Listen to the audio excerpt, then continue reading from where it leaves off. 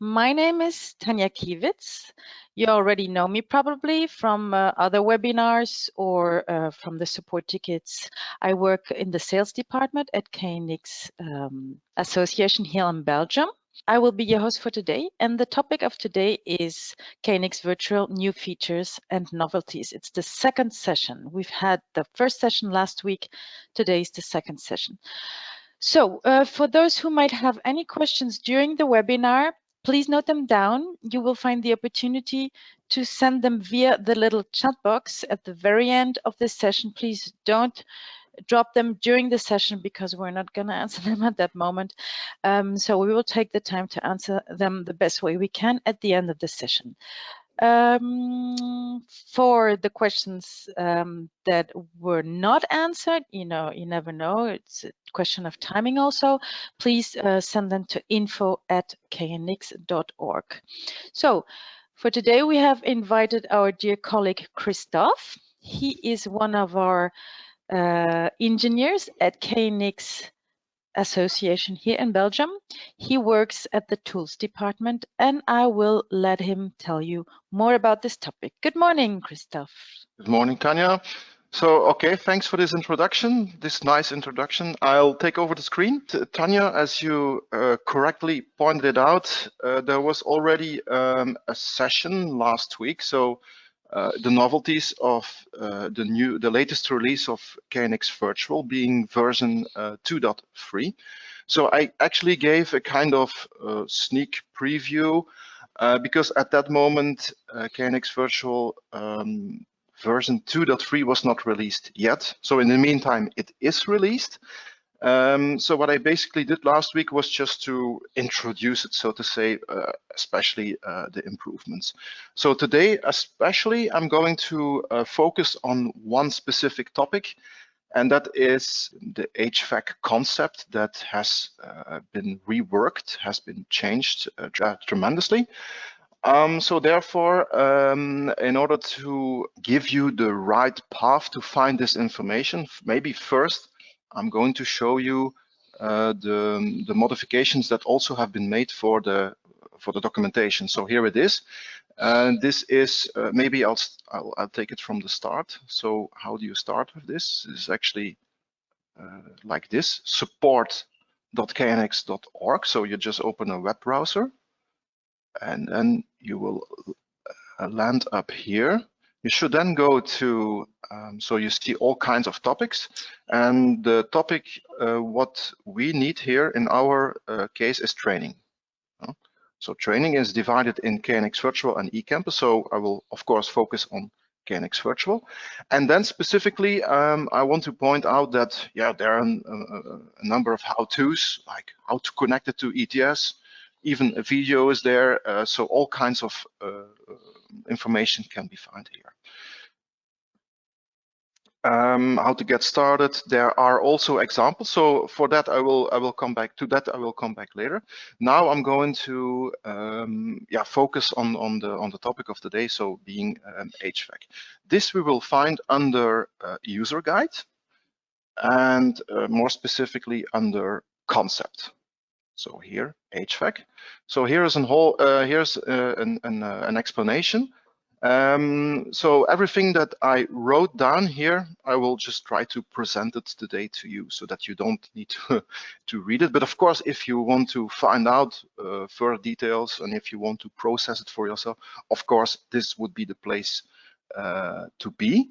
And don't forget also that all of this is available to you as an example. So that's so not only the explanation of the concept is here, but also again under examples you can also find this. So Hvac view in KNX Virtual, of course. So with the description of the ETS project, actually, because the ETS project is linked here. Here you see it. Hvac, KV, so KNX Virtual 2.3 hvac.knx.pry, and available as a download here. And then all kinds of and then the explanation is also here of this very project. Okay, so back to the to the topic. So user guide, concept, and HVAC.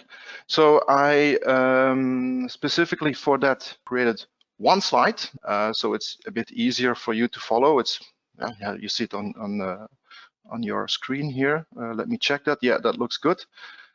So what is this?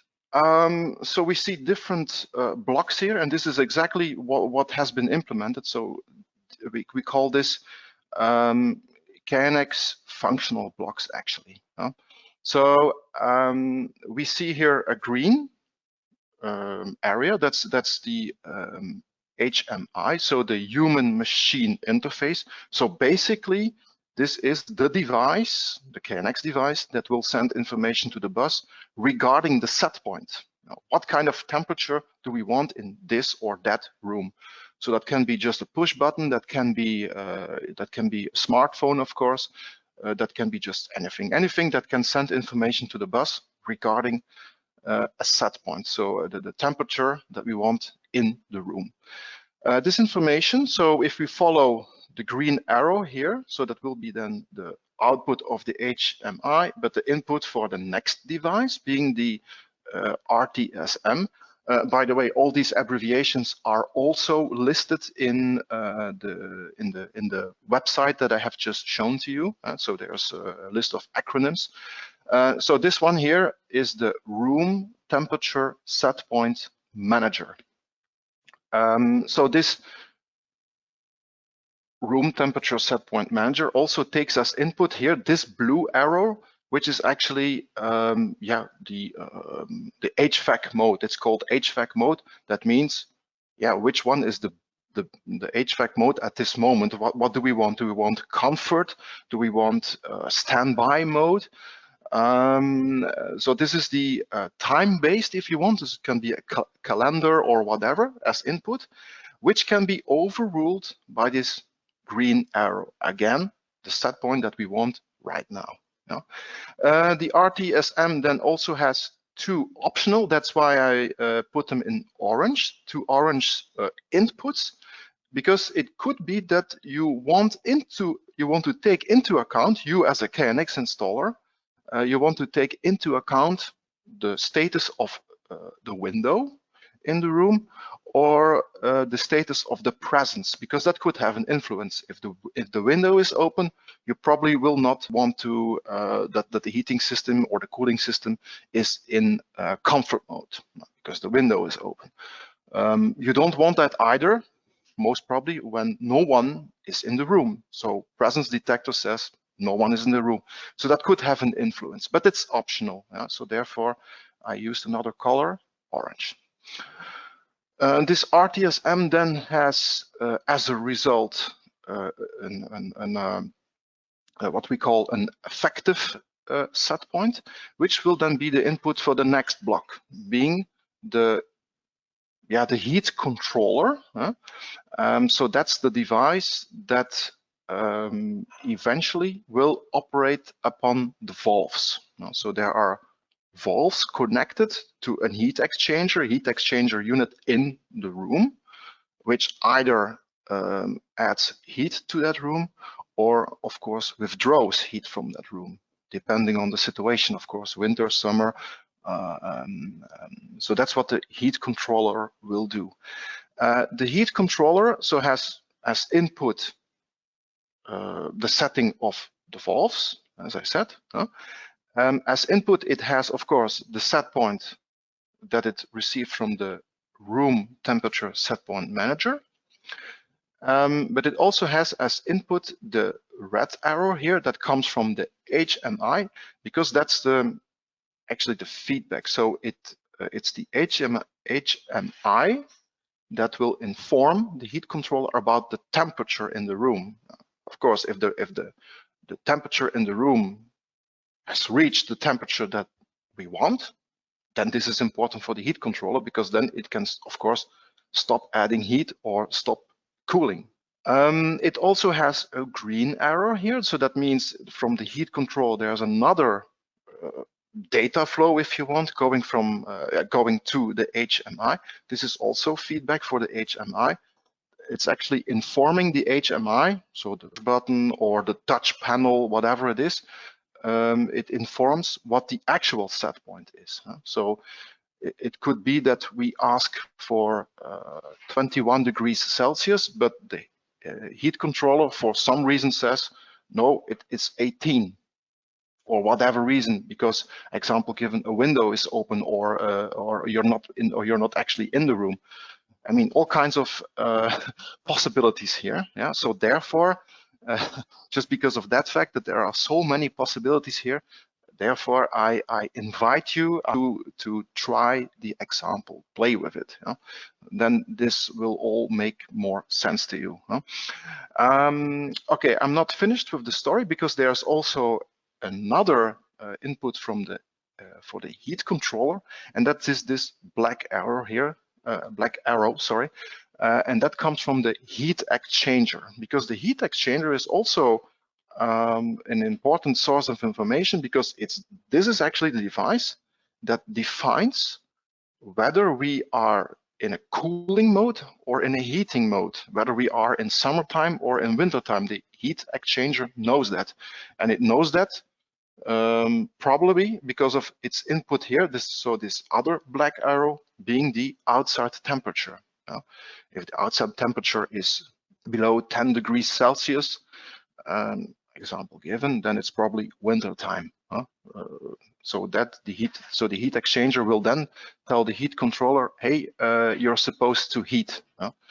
If it's 40 degrees outside, then it's probably important for the heat control to know that it should cool, so that it should operate upon the valves that will allow the room to cool down, etc., etc. So that is, as I said, basically the story that I wanted to tell to you. So I hope I made myself clear. I hope that indeed this picture helps, and especially that it will also, the explanation here, that it will help you.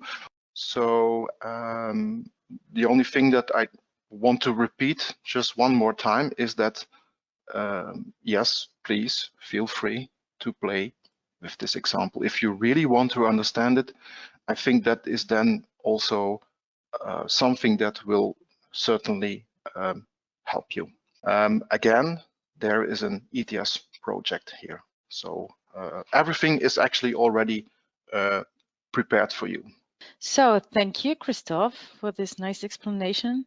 Let me just recommend you, all of you, that you can watch the past webinars that have been recorded on our YouTube channel. It's called KNX Association.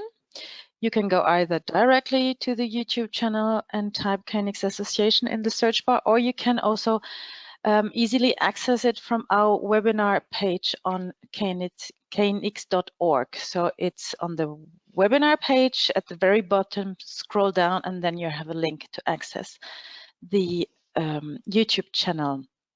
So let me also remind you that we have a complete training plan for people that are interested in KNX, and you can find this training plan on start.knx.org. There you will see how to become an expert in 5 steps. So it's beginning with the eCampus, then it's the second step, the KNX Virtual.